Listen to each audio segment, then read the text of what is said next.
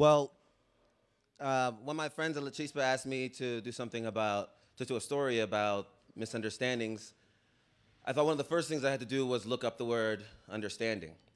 And in looking up the word, I really realized how much stronger understanding the definition of a word makes this word, how much more powerful it is. So I'm going to read just the definition for you guys, 'cause I wanted you guys to have it pretty clearly. Understand, from the Old English, understanding. Comprehend, grasp the idea of.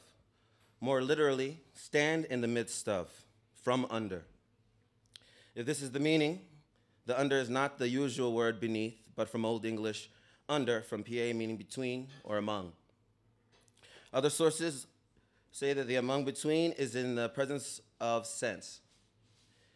And in the Old English prefix and preposition, underused, with old compounds that resemble the word understand, such as undernehmen, to receive, underseeken, to examine, to investigate, to scrutinize, literally to underseek. In this definition, we have these three parts: to stand in the midst of, from beneath, to be among or between, and in the sense of sense, to investigate and examine and to scrutinize, okay, and to continue seeking. A few years ago, I moved from Korea to Madrid to start a business with my best friend. I mean, there's nothing dangerous at all about starting a business in a foreign country with your best friend that you know nothing about, not at all. And it was a huge adventure. It was really great. We got here, and if you can imagine, this was about 4 years ago, and Madrid was just starting on their crisis, but we came with two guys that were fireballs, and just two American guys that were nonstop, going to every party, getting known by everyone. And we started a little events management company, and things were crazy. You could think, two young guys starting business, we're throwing parties, and sometimes we're working slash partying, other times we're partying slash working, and we got to know so many cool people. We got to meet tons of artists and women, and it was amazing. Over time, though, things got a little bit difficult in the sense you're out every night, drinking every night. You start to lose a little bit of yourself and what's going on. So we got a little bit tired, but at this time as well, things were starting to pick up. We were starting to get invitations to go to speak with people and have meetings after meetings, and people wanted to help us with the help with their events.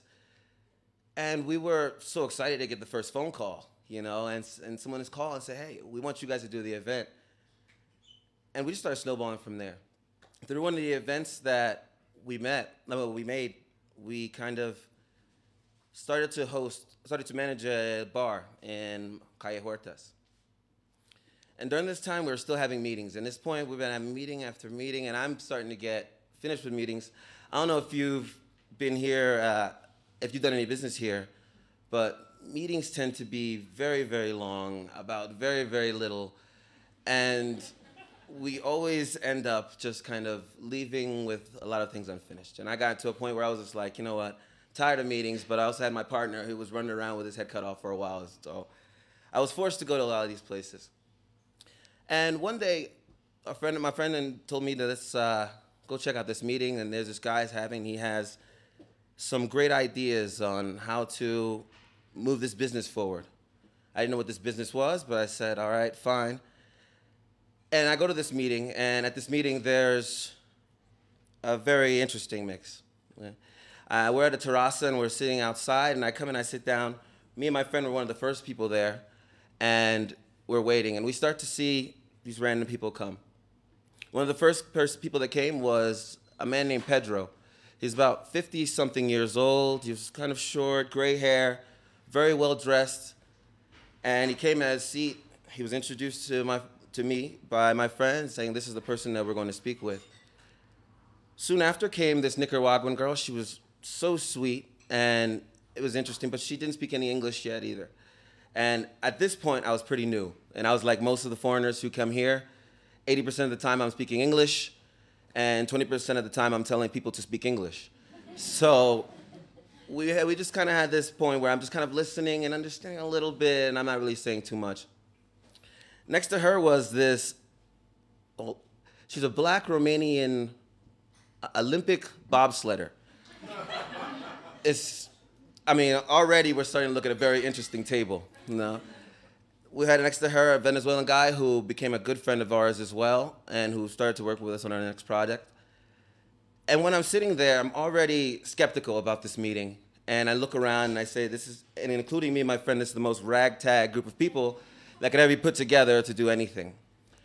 And I'm listening to them for about 40 minutes, kind of jump over each other, trying to explain this idea. And I really wasn't having it. I was sitting in this like hard terraza chair, looking at my phone, which I never do unless I really don't care about something. And I keep locking eyes with Pedro. And he can see how uninterested I am in this idea. In the end, what the idea was to go around and sell pies and cakes and postres to door to different businesses, to houses and things. And as they're explaining this, every time that I would even look at anyone, I would get this thought going through my head. And I feel like only Pedro would look at me and understand that I was thinking, I can't believe they think I flew across the world to come here and be a pie salesman. And I was like, okay, well, we leave the meeting, and I tell my friend I want nothing to do with this. Let's continue what we're doing. And he says, okay, but then later on he brings Pedro and his cakes, his pianonos, to have an event at our party. At our bar, apologize. And as we're doing this event, we're playing for this event, I get to know Pedro a little bit more. And I get to see him as someone who's a little bit different. From all the Spanish men that I met, trying to do business, going to all these meetings, as we begin to kind of try to understand each other, we get to see that there's something special between the two of us. I looked at Pedro and I saw someone who here had ambition. He wanted growth.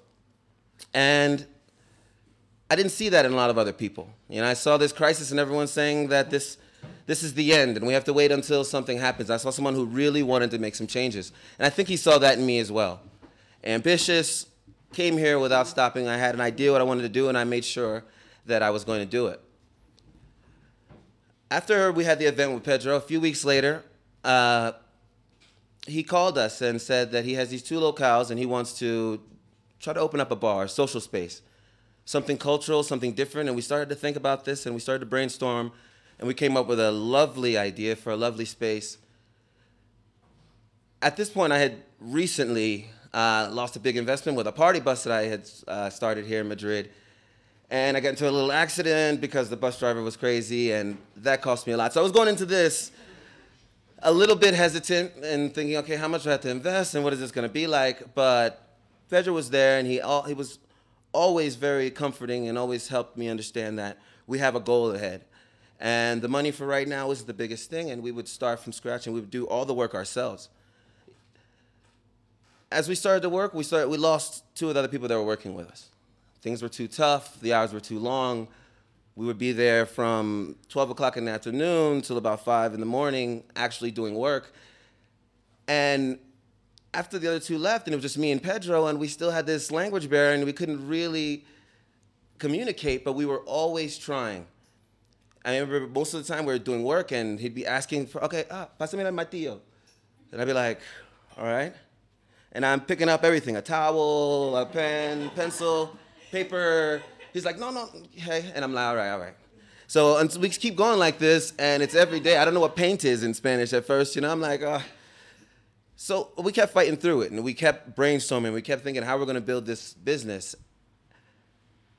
And times went on, and things got tougher. And I had this mentor who was always there by me. But as things started getting harder, and our vision started getting a little bit further away, we started noticing, we had this realization that there was a difference in motives.